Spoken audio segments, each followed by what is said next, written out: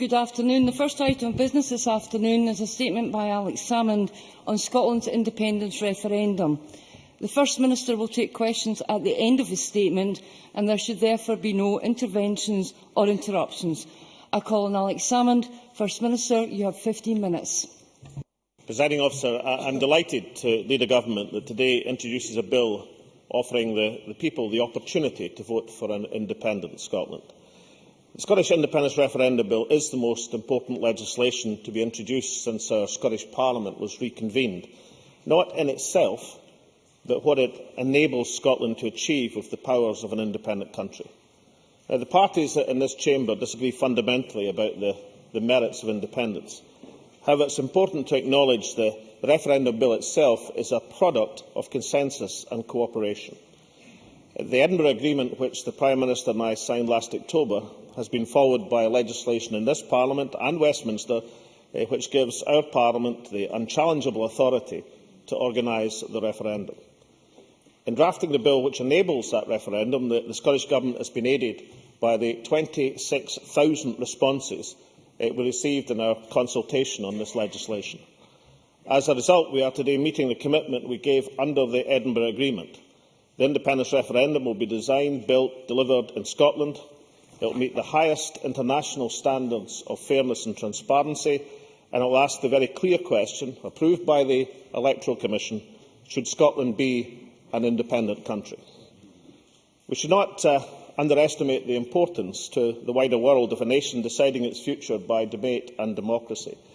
It is something we should all take pride in, whether yes or no, that our ancient nation of Scotland is making its way in the 21st century according to the highest possible standards of popular consent. I will set out the most significant provisions of the referendum, though given the extent of prior consultation, these will not come as a great surprise. The bill makes clear that the Electoral Commission will have overall responsibility for overseeing the referendum. It sets out detailed arrangements for the conduct of the referendum, including arrangements for polling stations, voting and counting procedures, postal and proxy voting. All of these are in line with procedures for Scottish Parliament elections. And it ensures that spending during the 16-week campaign period will obey the limits proposed by the Electoral Commission, just as both governments will abide by the strictures of the 4-week election period. This bill does not set out who can vote in the referendum. Provisions to enable 16- and 17-year-olds to vote are included in the Scottish Independence Referendum Franchise Bill, which we published earlier this month. The Franchise Bill defines who is eligible to vote in the referendum, and that, of course, includes service and Crown personnel. Overall, the bill ensures that the referendum will be internationally recognised as a fair, open and truly democratic process. There is no doubt that in the months that follow we will see vigorous discourse and discussion on both sides of the independence debate. In the Ipps and Pearts and communities, the length and breadth for Scotland. It is incumbent upon all of us as parliamentarians to lead by example and ensure that this level of hugely important debate matches the expectations of the people who elected us. Devolution has already shown how this Parliament has used its current powers to improve lives. Police and justice reforms have helped cut crime and reoffending. We have begun to tackle Scotland's long-standing public health problems through this public smoking ban, legislation for minimum alcohol pricing. And throughout the Parliament's history, under successive administrations, we have used our powers for progressive purposes, such as free personal care, pioneering homelessness legislation, an end to tuition fees, protecting the National Health Service. With a measure of independence on health and education and law and order, we have all contributed to Scotland being a better place. So let us consider what we could do with Scottish control of the economy, of international representation and of security. We know that last year Scotland stood £4.4 billion sterling better off than the rest of the UK. That's £824 for every man, woman and child in the country. But we don't have the ability to invest or save that money to the benefit of future generations. On international representation, why should we wish to be represented by the sceptics of Europe when we could be influential and respected? On defence, why would this nation of 5.25 million people elect to waste billions on weapons of mass destruction when we still have thousands waiting for a decent home and a life chance? Presiding Officer, next year the choice facing the people is one of two futures. A no vote means a future of governments we didn't vote for imposing cuts and policies we don't support.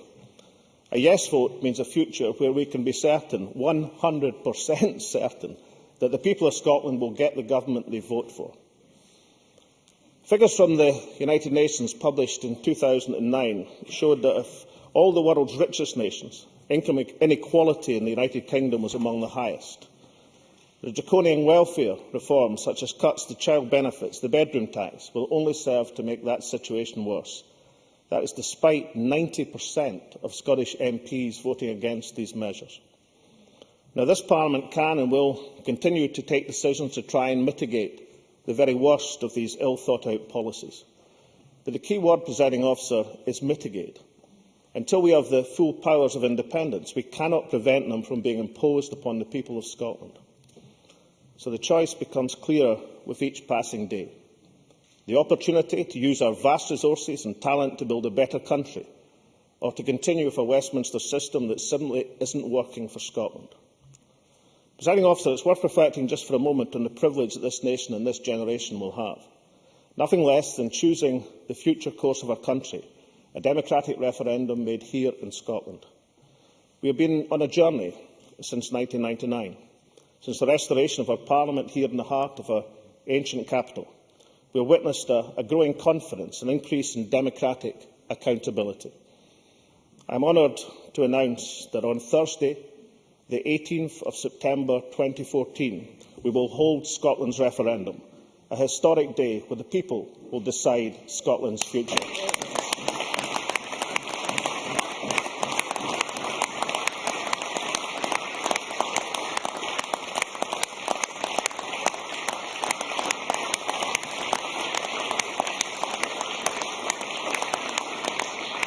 That day, 547 days from now, is the day we take responsibility for our country, when we are able to speak with our own voice, choose our own direction and contribute in our own distinct way.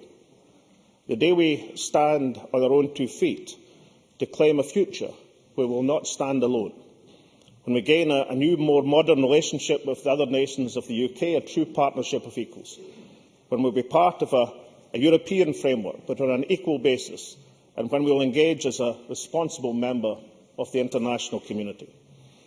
Presiding Officer, it will require effort and commitment to make our country as good as we know it can be, to secure prosperity and social justice.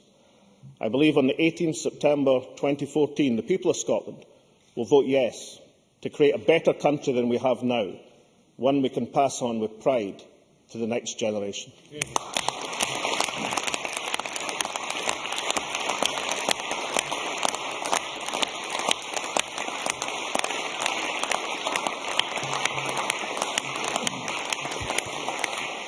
The First Minister will now take questions on the issues raised in his statement. I intend to allow around 30 minutes for questions, after which we will move on to the next item of business. It would be helpful if members who wish to ask a question could press the request to speak button now. Joanne Lamont. Thank you very much, Presiding Officer. If the hand of history is on the First Minister's shoulder, I do wish it would give him a shove and he'd get on with it. This is the man who got into power by playing down his belief in independence, and there will be many people who voted SNP but don't believe in independence who will breathe a sigh of relief, like me, that the date when we can finish this constitutional debate once and for all and get on with dealing with the real issues and priorities of Scotland is now in sight. Until then, Scotland remains on pause. And what I do not understand is that if leaving the United Kingdom is the key to Scotland's prosperity, why he wants Scotland to languish for another year and a half before we get the chance to vote on it. The truth behind the delay is not that he is holding to a promise made to the electorate in a TV debate. The truth is, Alex-Salmond knows if he held the referendum now, he wouldn't just lose it, he would be routed. All the self-aggrandisement of today isn't just a sign of the First Minister's usual pomposity. Making an occasion out of a delayed announcement is an attempt to con the people into believing that we have moved a step towards independence when we haven't. The truth is, I believe, we have moved a step down the road to cementing Scotland's place in the United Kingdom. If today is the day when the debate starts in earnest, then it should also be the day when the First Minister breaks the habit of a lifetime and starts answering questions. What controls would the Bank of England, by then a foreign bank, have over the policies of the Government of a separate Scotland? I think we had this problem this morning. What controls would the Bank of England, by then a foreign bank, have over the policies of the Government of a separate Scotland? What would the deal be if Scotland became a new member of the European Union? Alex-Salmond has avoided giving detailed answers to these questions and many more in the years past, and in the months ahead, the people of Scotland will hold him to account. He plans to hold a referendum in the autumn of next year and to publish his white paper in the autumn of this. Why the delay? If we are to have the transparent debate the First Minister says he wants, why does he not publish his full independence plans now? If he wants a proper debate, then he must disclose that white paper today. If not... Order. If not, the whole country will be asking, what's the plan, Alex? First Minister. I think the hand of history might have missed out Joanne Lamont altogether. It was a quote, of course, from Tony Blair, as Labour members might or might not like to remember. I've not quite understood Joanne Lamont's complaint here. I mean, I've been doing an analysis, and I think she just kept her brief from the First Minister's questions earlier on, but I've been doing an analysis of her first 45 appearances at First Minister's questions. Almost half of these times... Order! Almost half of these times she asked about independence. She asked about unemployment twice. Twice out of 45 times. So for somebody who says she doesn't want to talk about the constitutional question, then why on earth is it that she uses the vast majority of the time allotted to her to talk about exactly that? Joanne Lamont should understand that the case that this side, and we're going to have a fantastic opportunity to make this case the length and breadth for Scotland, the case that the SNP and the Green Party and our allies in the Yes Scotland campaign argue is that independence for Scotland will be instrumental in bringing about that more prosperous and just society that Scotland wishes to see. And our efforts to put forward and maintain that position, of course, are amplified by what we see around us in terms of the welfare cuts by a Tory Liberal government that we did not elect. Our efforts will grow confidence because we know as we match the human and natural resources of this country and put it together, then we can build that prosperous society. The timetable I've laid out is exactly as we said we were going to do. We've had from not just Joanne Lamont but from her Unionist allies many claims about what this would happen, that would happen. Now we are laying out in a referendum bill for this Parliament to consider and pass this year the opportunity for our nation to decide its own constitutional future. Now, if that doesn't excite and interest the Labour Party, then what on earth can? What I can assure them is it will excite and interest the people of Scotland. Ruth Davidson. Thank you. Presiding Officer, I welcome the clarity that today's statement brings. I believe that in September of next year, the people of Scotland will vote to stay within our United Kingdom. Recognising that the autonomy the Scottish Parliament has in areas such as health and social care, education and justice, allied with the strength of being part of a larger UK family, the safety and security from our intelligence services, the international standing from our diplomatic corps, and the advantages of being one of the largest economies in the planet, means that Scotland can make a positive choice for devolution, the very best of both worlds, not opt for separation. A yes vote means the end of devolution. The First Minister today rightly notes rightly notes that the people of Scotland have expectations regarding the level of debate. They also desire and demand information they can trust on which to base this most important of decisions. Will the First Minister pledge to this chamber now that his own conduct will rise to that level? No more exaggeration, no more misinformation, no more baseless assertion. Does the First Minister realise he has to be straight with the people of Scotland? First Minister. Ruth Davidson's entitled to put forward a point of view, as all campaigners are, and that is why we should all relish the opportunity from both sides of this debate to make our case and to let the people decide. All I would say to her version of the current reality, I don't think is that which would be shared by people facing the bedroom tax or the draconian welfare cuts. I don't think that's the version of reality that these people would likely understand. And also her argument that the independence is a departure from the progress of national self-determination, I don't think holds ground when it's examined. After all, it was her party who were fundamentally against this Parliament being reconvened and re-established. Her party campaigned against it in a referendum. Those of us who argued that the re-establishment of this Parliament would bring increased powers, and as it grew in respect and authority and in the trust of the people of Scotland, then people would wish to move on to an independent Parliament. Our argument will be tested, but I think the passage of time has lent strength to that argument, and the argument of those who would have never seen democracy in Scotland re-established grows ever weaker. My view has always been that as this Parliament has established itself and made a success of the remit it has, then people would have the appetite to move on to the equality that an independent Parliament provides. I think there is every basis to believe that that is the argument, that positive argument, that will carry this country.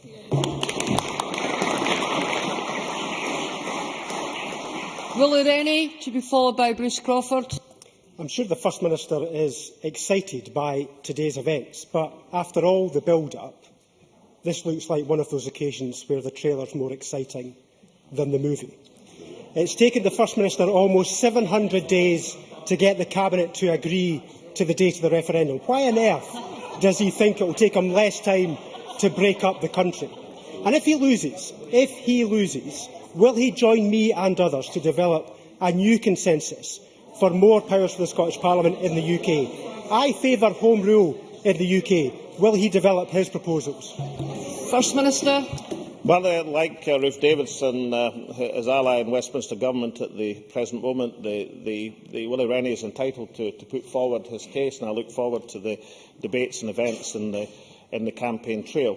It is true that the referendum gives people substantial notice of the time that the referendum date is going to be held. I think that's a good thing. I think we should take it through our parliamentary procedures. I think we should have that discussion and debate. I think we should follow the Gould recommendations of allowing 6 months between the passage of the bill and the event of an election or referendum. But I think that's all to the good, and that's exactly what we should do. But Willie Rennie quite recently suggested that the 18 months that we had allowed for Scotland to establish its position as an independent country in Europe was, he put it, unrealistic. The only problem was, if I remember correctly, the professor from Cambridge, Professor Crawford, the expert appointed by the United Kingdom Government, when asked that same question, described it as perfectly realistic. So I suspect when we examine timescales and we look at the arguments for and against in this referendum campaign, then we'll find it's the case for Scotland's progress and optimism as an independent country in this world which will carry sway.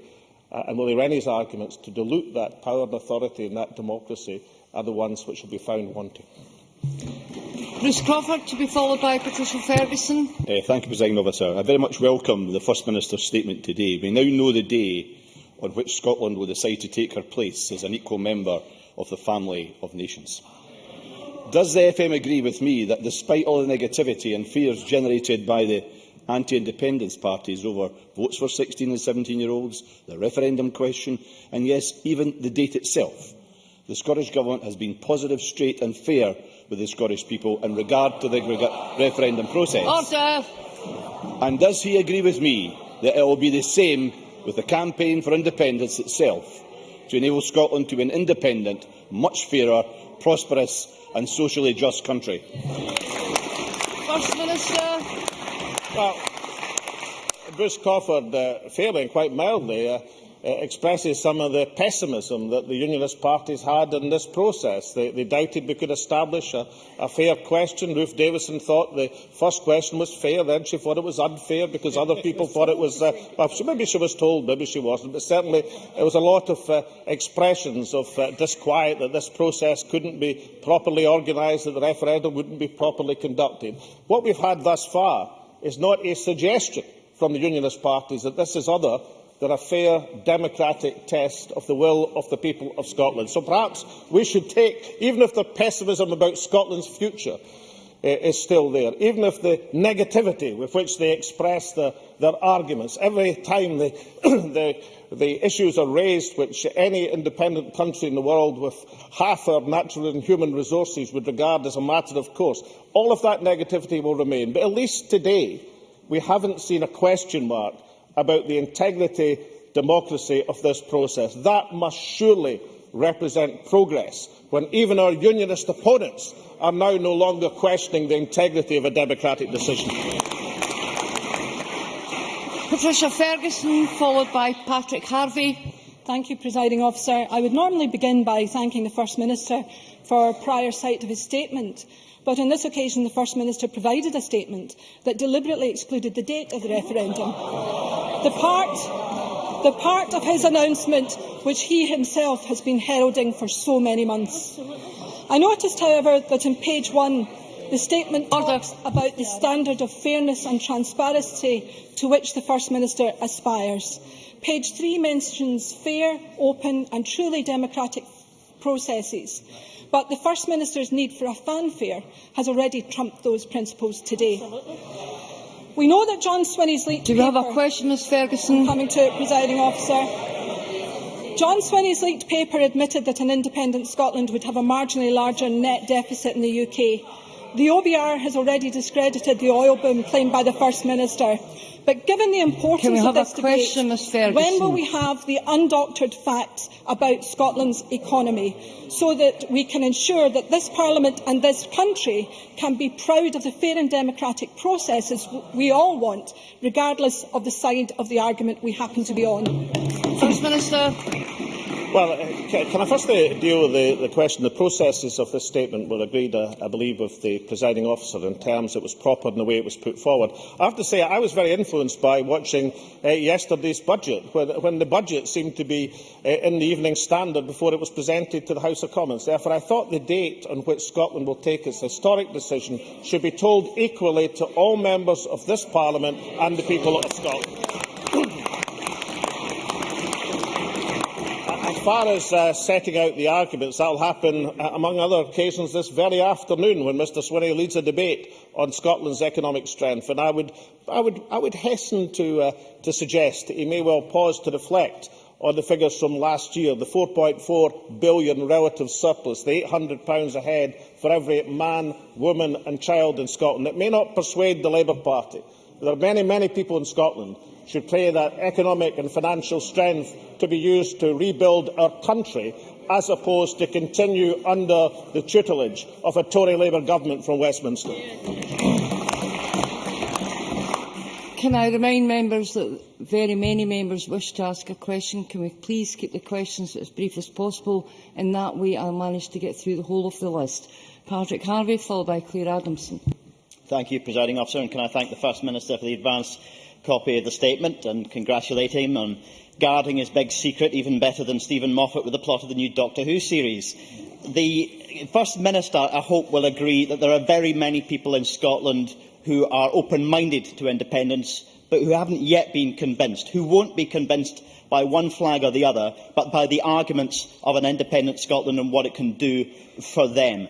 Does he also agree that they would be well advised, if they're thinking about voting no, to consider the stymied situation Scotland would find itself in, with umpteen flavours of Devo in between competing with each other, which would have very little chance of ever being implemented? First Minister.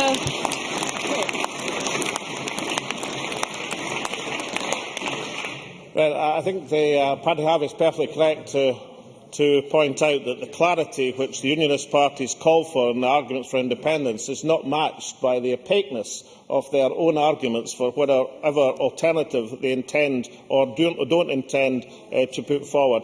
I think the key to this campaign and these processes of establishing the Edinburgh Agreement, establishing the legislation, establishing the nature and conduct of the referendum are essential in terms of a democratic and accepted process, particularly the Section 30 of the Edinburgh Agreement on the acceptance by both governments of the result and the undertaking to act in the interest of the people of Scotland and the rest of the United Kingdom, regardless of that result. These things were vitally important. But when it is into this campaign, then this argument will be won by the why of independence. It will be won by the prospect of a different future, of a just and economically prosperous society. That will be the motivation. And although it's true that pessimistic and negative arguments often get great sway in the columns of the press, that a negative argument will only win if it comes up against another negative argument. In that case, the most negative argument wins. If a negative argument comes up against a prosperous argument, an optimistic argument about the future, then the optimism and the case for optimism will prevail. Claire Adamson, followed by James Kelly. Thank you, Presiding Officer. As the mother of a 15-year-old who, following the passing of the Franchise Bill, will be able to take part in this momentous election and choose the future of his country, I welcome the statement. First Minister, however my son chooses to vote, my ambition for him and for all Scotland's young people is that they are fully informed and confident in their choice. Can I ask the First Minister how the Scottish Government will engage with schools and colleges and ensure our young people are informed, register to vote and fully engage in this decision that will decide the future of their nation? First Minister. Well, there's two aspects to that important question. One is the responsibilities of the Electoral Commission in terms of information about the ballot, and they have been extremely well funded according to the preparer processes in this legislation and in the undertakings we gave in the Edinburgh Agreement to fulfil that undertaking, and I'm sure they will do so. The second, of course, is the obligations on the two campaigns to present their arguments, not just in an uplifting and positive way, but also to present their arguments in a way which uses the full range of modern technology to get the case across. So there's responsibility in terms of information, in terms of the Electoral Commission, and the responsibility of both campaigns to match this process with the quality and extent of their arguments. James Kelly, followed by Gil Patterson. Thank you, Presiding Officer. Given the unpopularity of independence in the country, is it not the case that the First Minister, rather than announcing the referendum date, has actually announced his retirement date? Can I therefore congratulate him on giving advance notice to Derek Mackay and Nicola Sturgeon so that they can organise their leadership campaigns? First Minister. Well, you'll forgive me for a slight sense of déjà vu when James Kelly, because I remember Ian Gray at his last effort at First Minister's question saying exactly that point, exactly the same point, comforted by Labour's almost 20% lead in the opinion polls in the run-up to May 2011, forecasting my retirement from politics. As James Kelly may remember, the result when the Scottish people examined the proposition was substantially different. And his confidence, I'm sure, does him great credit. But his confidence may well be as misplaced now than it was in 2011. Gil Patterson, to be followed by Richard Baker. Presiding Officer, this certainly is a momentous occasion. I've waited an awful long time for it. But no matter the result in this election that will take place, I don't think I need to apologise either to my children or to my grandchildren. Can the First Minister confirm that this timetable will allow for the proper public and parliamentary consideration of the proposals of the referendum on independence, so that the people of Scotland are able to make a fully informed decision about the future of our country? First Minister. Yes, I can. I mean, the process of the timetable in this Parliament should allow a royal assent around November of this year. The range of publications that the Scottish Government, and I'm sure both campaigns, are envisaging will carry on from now right through to referendum day. We fulfil the Gould requirement of a 6-month period between the passage of legislation and the decision in an election or a referendum. We've kept clear of both the European elections. I don't think the experience of the AV referendum on another election date was a particularly good or edifying one, and therefore we've kept clear of having a double election. The referendum is important enough to stand in its own light. We've kept clear of the huge major sporting events which Scotland is going to enjoy next year. And therefore, and for all of these reasons, I think this is the right date and the right time in which people can properly consider their nation's future. And for a decision of that importance, then this is a proper, democratic and authoritative way to carry forward the argument. Richard Baker, followed by Maureen Watt. Thank you. Can the First Minister tell us how many civil servants will be working on the referendum bill and the constitutional reform work streams in advance of the referendum? First Minister.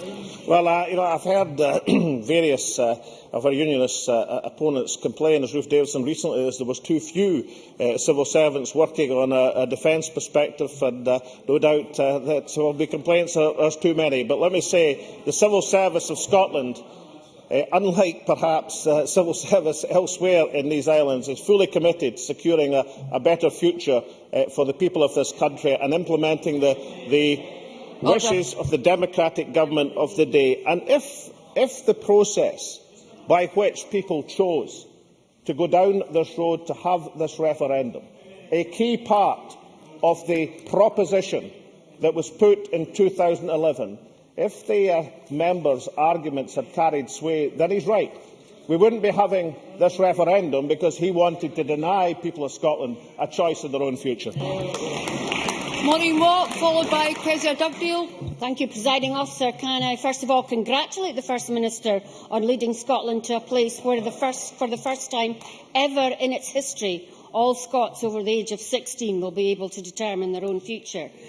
Therefore, does the First Minister agree with me that it's insulting to the intelligence of the people of Scotland that an independent Scotland could not deal with control over increased oil and gas revenues and their price volatilities?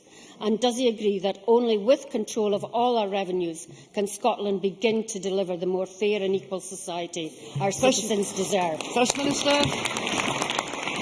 Well, I have to say, not just in Europe, where Scotland has the largest oil reserves of any country in the European Union, but also internationally. I don't know of a single country, apart from this, where having the ability to have natural resources to that scale would be regarded as anything other than an asset. And I have to say that the Unionist Party's propositions on these matters verge on the ludicrous, and making an argument that is somehow a liability to have massive oil and gas reserves for the next 40 or 50 years available to help us rebuild the Scottish economy and ensure social justice in this country. The argument that has somehow a disadvantage is one that will be laughed at for the next 18 months and for long beyond. We still have many members who wish to ask a question. Could I appeal again to members to keep the questions brief? Kezia Dugdale, followed by Rod Campbell. Presiding Officer, we know the date, we know the question, but we still don't know the detail. If this referendum, in the First Minister's words, will meet the highest international standards of fairness and transparency, can he tell us again, why are we waiting 6 months for the white paper detail? First Minister. Well, there will be a range of papers and discussions which the Government will issue over these next few months. We thought the timing of the white paper around the time of assent of the referendum bill of this Parliament was exactly the right time to put it forward. That white paper will be published the best part of a year before the referendum day. That will give ample opportunity for debate and discussion, more opportunity, in fact, than in any referendum I can think of internationally. So the last thing we are going to be devoid of is either explanation, publications or democratic debate. Could it just be that the anxiety of the Labour Party is not that they're worried that information is going to be too little. They're worried that the information that's provided and the debate and the quality of it is one which will overwhelm their negativity and those of their Tory allies. Rod Campbell, to be followed by Annabel Goldie. Thank you, Presiding Officer. First Minister, I welcome the work that the Scottish Government has undertaken to date to inform voters about the process that would follow a yes vote following the recommendations of the Electoral Commission. But can the First Minister confirm whether the UK Government has provided any assurances that they intend to do the same? First Minister. Well, we have the Clause 30 in the Edinburgh Agreement, which makes it amply clear that both governments accept their obligation to respect the process, respect the will of the people. I'm the last person, I think, to have influence in making the United Kingdom government behave to the best elements of either democratic or economic standard. Indeed, even the Tories and Liberals in this place seem to have no influence whatsoever in their colleagues at Westminster. But I do believe that that agreement and that undertaking to accept the will and respect the will of the Scottish people is one which is hugely important. We will abide by it. I expect others to do the same. Annabel Goldie, followed by Elaine Murray. The First Minister says in his statement that the Franchise Bill will define who is eligible to vote, and that will include service personnel. Can I ask the First Minister how he will ensure that the men and women from Scotland in our United Kingdom armed forces and their families, if based in other parts of the UK or overseas, will not only be entered in the register of voters, but also given every facility to cast their votes? First Minister. That is absolutely the case, and the service election, and I can place into the record and to spice the options that people have in the service election, is a comprehensive ability of service personnel serving overseas or indeed elsewhere in these islands to elect to vote in a Scottish constituency. That is something that exists for service personnel, absolutely rightly, incidentally, because it exists because they are not determining what the location is. They go where the Crown orders them to go. That's absolutely right. It's built in to the bill that's already been published. I can make it available in spice for Annabel Goldie's estimation, but I do deprecate those outside this chamber who have tried to question that or to undermine it. It is there within the legislation and will be absolutely respected, so that our service people have that entitlement. Elaine Murray, followed by Chick Brodie. Thank you, Presiding Officer. Presiding Officer, on the 18th of September 2014, the sun will set around 7:20. The First Minister has kept Scotland in the dark about the date of the referendum. On the 18/11/14, many Scots may have to go to vote in the dark. So, in view of the darker nights and vagaries of the Scottish weather, will the First Minister explain what actions is actually important in terms of people exercising their right to vote, I was viewing? Will the First Minister explain what actions he and his government will take to ensure that every eligible voter who wishes to cast their vote finds it easy and straightforward to do so? First Minister.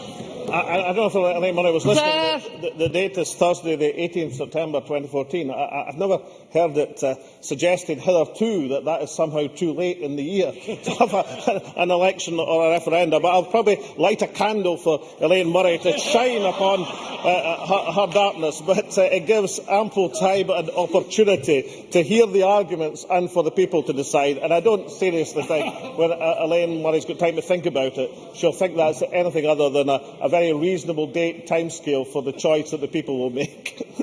Chick Brodie, to be followed by John Pett. Thank you, Presiding Officer. I, too, welcome the First Minister's statement on the referendum bill today. Throughout our history, Scotland has contributed greatly to the international community in terms of innovation, education and welfare. Does the First Minister agree with me that independence offers us the opportunity to assume our rightful place in the world?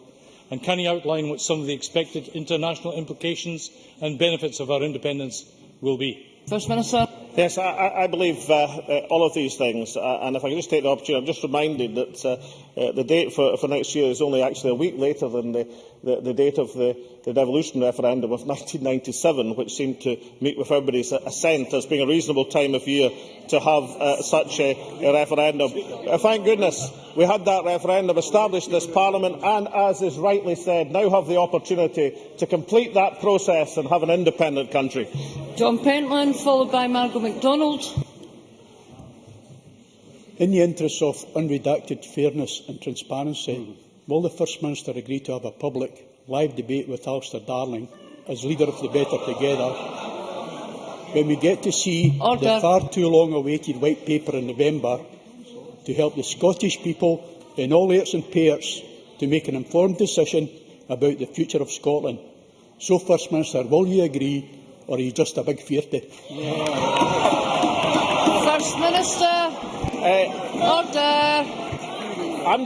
Understand when Alistair Darling was dodging the welfare vote in the House of Commons to argue for the Better Together campaign, that he's also been dodging debating with Blair Jenkins, the leader of the Yes campaign. But what I'm willing to do is have the debate with the Prime Minister, or indeed the leader of the Labour Party, and let's have that debate, which I am up and willing to have. Margaret MacDonald, to be followed by Jim Eadie. Thank you, Presiding Officer. Could I ask the First Minister to see if he could raise the level of this debate? This is about a country's soul. It's about your children and your grandchildren's standards and place in the world. And we're talking here about candles, in case you can't vote. There's so many friends of mine on that side of the chamber have let me down and have let Scotland down this afternoon by the way in which they have approached this. This is a big question and it needs big people and it needs big answers. Can we big it up, Presiding Officer? First Minister.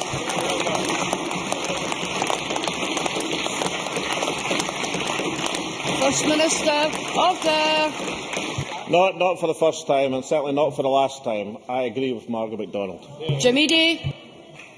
Thank you, Presiding Officer. Does the First Minister accept that while the referendum campaign will be fought with passion and conviction on both sides, there is a duty on each of us to conduct the debate with dignity and mutual respect, because the eyes of the world are upon us? First Minister. I think there's a number of aspects to that particular point which are actually very important, and I referred to one of them in the statement. The process and the arguments and the debate and the disputation about Scottish self-government has been going on for the best part of 100 years. I actually think it's hugely important and of credit to this country that that has been conducted in a totally democratic, polite and civilised manner. I mean, not a single person has lost their life arguing for or against Scottish independence. Nobody's had as much as a nosebleed, as far as I know. And that is something that sometimes we take for granted, but nonetheless we should be proud of. And given that we have accepted and acknowledged that democratic process and the assent and democratic will that it represents, and then in that process, despite all the hurly-burly and arguments that we'll have and no doubt enjoy, at the essence of it is a debate about the nation's future. It's a debate about the direction of the country, and I am sure that this country, this nation, and indeed this Parliament and these politicians will rise to that challenge. And finally, Neil Findlay. Presiding Officer, really surprisingly, the First Minister failed to answer this at question time, so I'll give him another chance. In his statement, the First Minister spoke about progressive policies. Can I ask, how is the desire to halve the rate of corporation tax currently being applied by Osborne, a move that will rip hundreds of millions out of public services for working people, in any way a progressive policy choice? And in his own words, no dodging the answer, please. First Minister. Well, if Neil Findlay cares to read the Scottish Government's publication and analysis of our corporation tax policy, there you'll see, firstly, it's not the one he describes. You'll see, secondly, that it will increase the GDP and employment substantially in this country. And the point I made to him earlier today, which should be the basic point, is that our focus is on policies which will increase the wealth of this country, just as our focus is on policies which increase the fairness in this country. And if we can put forward in the Yes campaign that argument that the twin track of having a more prosperous society and a more just society, then believe me, we shall sweep away the negativity with which Neil Findlay is unfortunately associated.